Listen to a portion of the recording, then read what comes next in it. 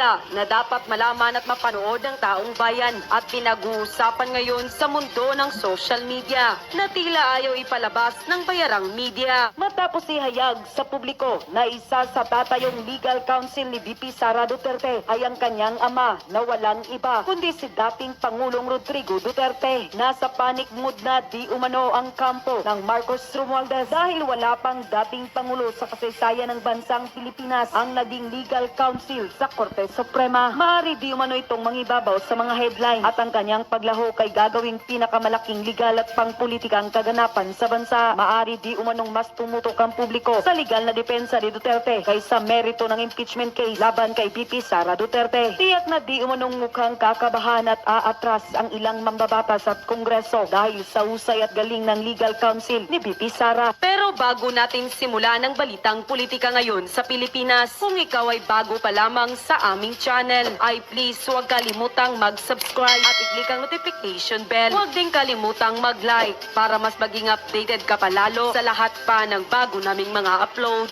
Matapos ang balita na isa sa tatayong legal counsel ni VP Sara Duterte ay ang dating Pangulong Rodrigo Duterte laban sa kanyang impeachment trial, tiyak na di umanong kakabahan at di umano'y aatras ang mga kumakalaban dito. Ayon pa sa post ni Chinglo sa social media, The Art of War, the Marcos Romualdez camp is in panic mood because no former president in this country's history has ever acted as legal counsel in the Supreme Court until now. Just imagine Attorney Rodrigo Roa Duterte wearing a judicial gown and personally appearing as VP Sara Duterte's lawyer would be a highly unusual event, making it a major media spectacle. It could dominate headlines, and his involvement would make it the biggest legal and political event in the country. The public might focus more on Duterte's legal defense than on the merits of impeachment case. Why? For several reasons. He has a strong legal experience and subvert inside knowledge. For entering politics, Digong was a prosecutor for many years. His courtroom skills will be an asset in framing the case, and he knows how to navigate legal battles. He understands fully the Philippine judiciary. Having appointed 12 of the 15 sitting justices, he is familiar with their legal perspective and reasoning style. This knowledge allows him to craft arguments tailored to specific justices' tendency. He is the best political strategist. He is present with almost certainly put psychological and political pressure on these justices. The magistrates will definitely face intense public scrutiny over how they will handle the case. If he can portray the impeachment as political conspiracy, it could affect how justices would justify their ruling. They may look for procedural reason to dismiss the impeachment complaint. Finally, he is a great tactician and an expert in political warfare. His presence could shift the narrative from impeachment to political persecution. If he plays the father's defending his daughter card, it might weigh public opinion against the impeachment. His strong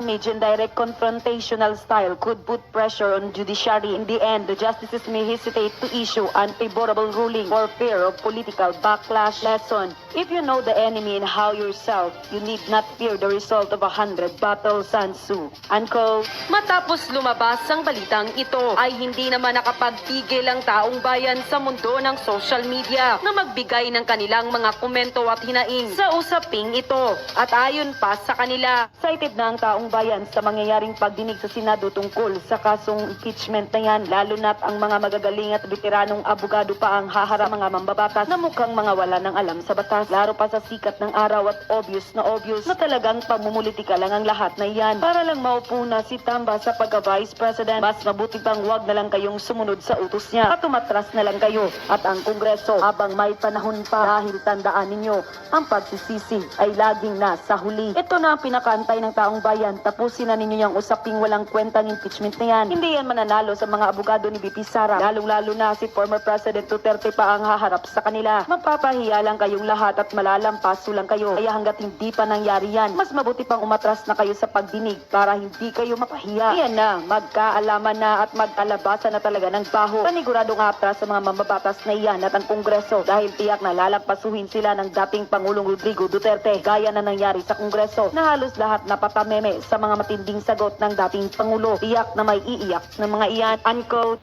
Ito ang mainit na balita na